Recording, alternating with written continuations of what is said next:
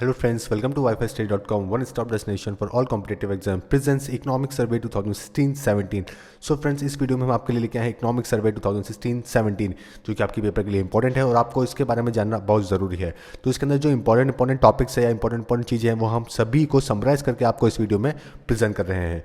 Friends, अगर आपको vocab में प्रॉब्लम है तो आप हमारे पेन ड्राइव कोर्स परचेज कर सकते हैं जहां आपको मिलेंगे 60 videos of 3000 vocabs and in which you will get a very short trick by will you will easily able to remember all the vocabs. Apart from it, you will get a meaning Hindi, examples, synonyms, images, and if you access via vocab 24 app, you will get in 497 rupees. And if you want in 8 GB pen drive, you will get in 999. And if you have any query or you want to call, you can use this number. So friends, if you want to prepare from the application mode, you can download our vocab 24 app in which you will get a daily 10 new words from the Hindu editorial. And friends, if you like this video, please subscribe us so that we can provide you more videos, more content for your upcoming exam. So friends, सबसे पहले economic survey के बारे में basic चीज़ें जानते हैं कि ये प्रेजेंट किया जाता है हर साल shortly before presenting the union budget. तो यूनियन बजट प्रेजेंट करने से थोड़ा ही पहले इसको इकोनॉमिक सर्वे को प्रेजेंट किया जाता है और पहला इकोनॉमिक सर्वे प्रेजेंट किया गया था 1950-1951 का। ओके, और इसका जो पहला ड्राफ्ट प्रिपेयर करते हैं इकोनॉमिक सर्वे का वो प्रिपेयर करते हैं department of the economic affairs. Okay, department of the economic affairs इसका ड्राफ्ट सबसे पहले इसका प्रिपेयर करते हैं। उसके बाद में ये क्लियर करते हैं कौन, इसके बाद में नेक्स्ट टाइप जो है इस ड्राफ्ट को क्लियर किया जाता है CEA यानी कि चीफ इकोनॉमिक एडवाइजर और सेक्रेटरी ऑफ इकोनॉमिक अफेयर्स, ये दोनों ही इसको क्लियर करते हैं। उसके बाद में इसका जो फाइनल वर्जन है सबसे पहले डिपार्टमेंट ऑफ इकोनॉमिक अफेयर्स, उसके बाद ये जाता है CEA यानी कि चीफ इकोनॉमिक एडवाइजर और साथ में secretary of the economic affairs. उसके बाद में ये जाता है, आखिरी में क्लियर होता है इसका जो फाइनल वर्जन है वो है फिनेंस सेक्रेटरी और finance minister.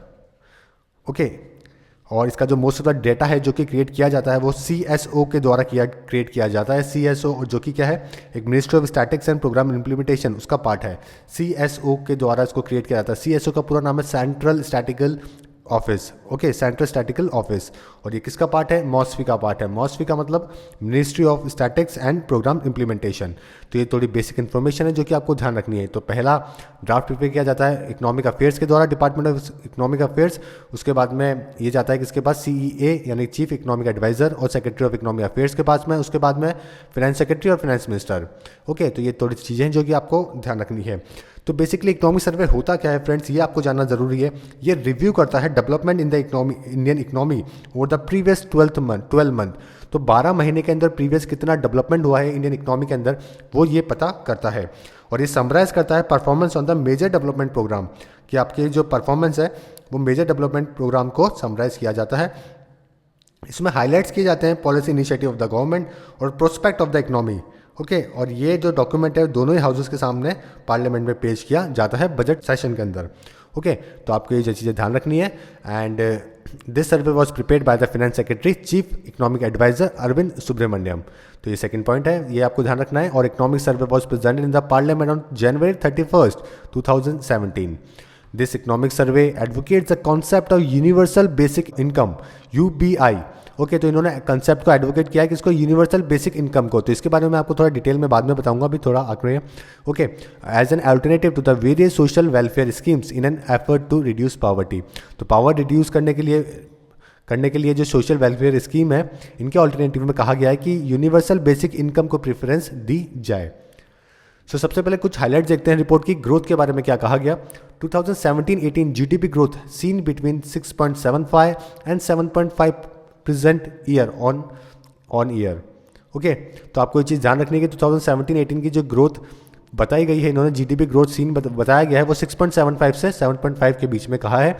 GDP growth rate at constant market price for the current year 16-17 is placed at 7.1%।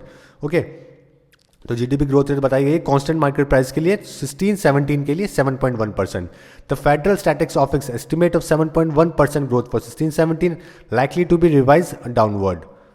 Service sector is estimated to grow at 8.9% in 16-17। Industrial growth rate expected करी है इन्होंने 5.2 पे, जो कि प्रेजेंट में 16-17 के अंदर, फ्रॉम 7.4 इन द 15-16। तो 7.4 थी 15-16 में, उससे रिड्यूस होकर 5.2 पे पहुंच गई थी 16-17 में। Okay, because of the different reasons. और agriculture sector is estimated to grow at 4.1% in 16-17 as opposed to 1.2% in the 15 and 16। तो 1.2 पे था 15-16 में, ये बढ़ के 4.1 हो गया है। तो फ्रेंड्स ये जो रेट है ये आपको ध्यान रखना बहुत ज़रूरी है, पेपर में इसको कई बार पूछते हैं।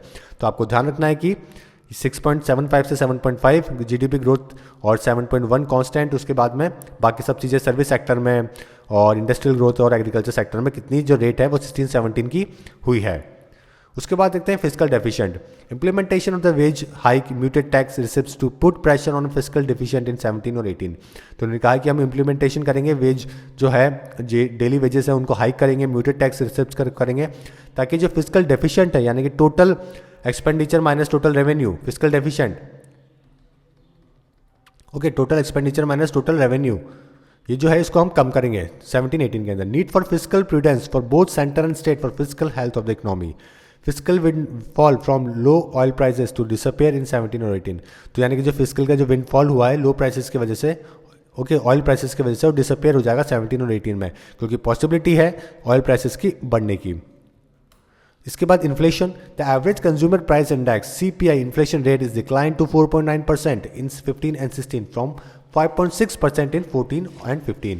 ओके, तो आपको ध्यान रखना है कि सबसे पहले तो ये कंज्यूमर प्राइस इंडेक्स क्या होता है। ओके, ये मेजर करता है friends changes in the price level of the market basket of the consumer goods and services purchase by the house hold, यानी कितना चेंज आया है प्राइस लेवल के अंदर, किस चीज़ का प्राइस लेवल, कंज्यूमर गुड्स का प्राइस लेवल मार्केट के अंदर, जो कि हाउस होल्ड में काम में लिया जाता है। ओके, तो जिसके इस प्राइस लेवल में जो चेंज आ रहा है, जो डेली हाउस होल्ड में चीज़ें जो काम में आ रही है उसके चेंजेस में चेंज जो हो रहे हैं प्राइस लेवल के, उसको मेजर करने का काम है कंज्यूमर प्राइस इंडेक्स का, जो कि 4.9 घट के हो गया था 15-16 में फ्रॉम 5.6% इन 14 एंड 15। तो CPI based core inflation has remained sticky in the current fiscal year averaging around 5%। Oil prices seen rising by 1/6 in the 17-18 over 16-17 prices could dampen Indian's economic growth। Okay, तो oil prices जो है वो 1/6 बढ़ने की possibility है 17 और 18 के अंदर, ओके, जिससे इंडियन इकोनॉमी के ऊपर फर्क पड़ने सकता है।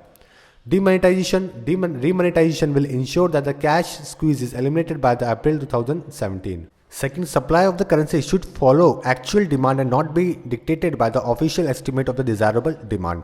तो डिमोनेटाइजेशन के बारे में ये कहा गया कि रीमोनेटाइजेशन हो जाएगा, वापस से मनी की जो प्रॉब्लम है वो खत्म हो जाएगी by the end of the April 2017। और supply of the currency should follow actual demand, okay, and not be dictated by the official estimate of the desirable demand.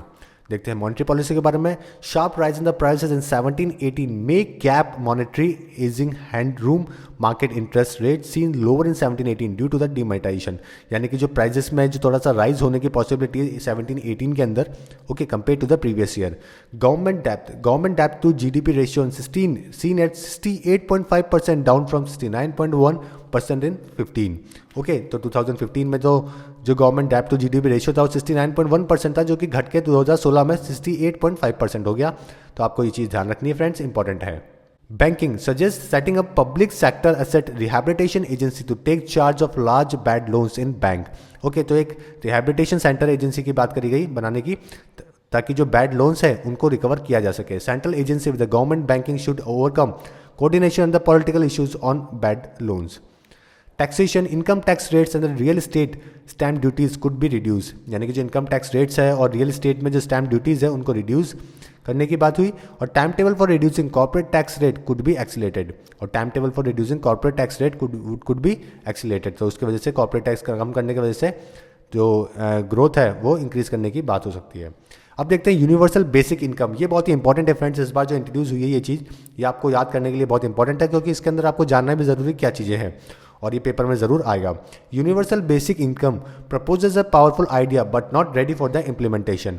Okay, तो ये बहुत ही पावरफुल आइडिया है, लेकिन अभी रेडी नहीं है implementation के लिए। यूनिवर्सल बेसिक इनकम यानी कि एक बेसिक इनकम सबकी होनी चाहिए, और it is an alternative to the plethora of state subsidies for poverty alleviation. UBI could cost between 4 to 5% of GDP.